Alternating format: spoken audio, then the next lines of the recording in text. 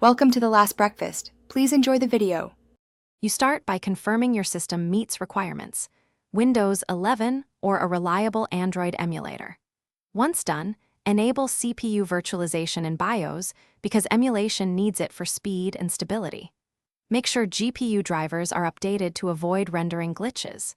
Next, install and open your chosen emulator and sign into your Google account.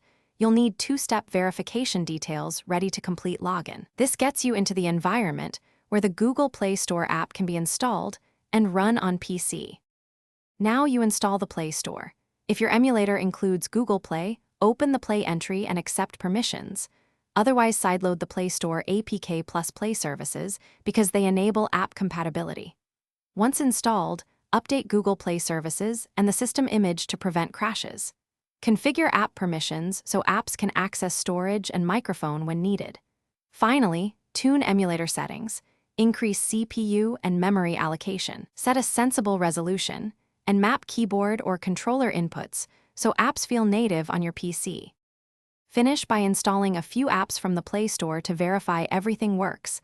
Sign into each app and enable notifications so you can receive alerts.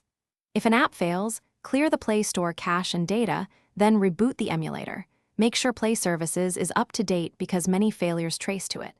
If problems persist, reinstall Play Services or recreate the virtual device.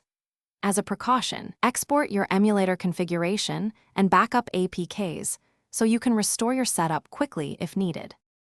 Thanks for watching. If this was helpful, leave a like and consider subscribing. See you next time.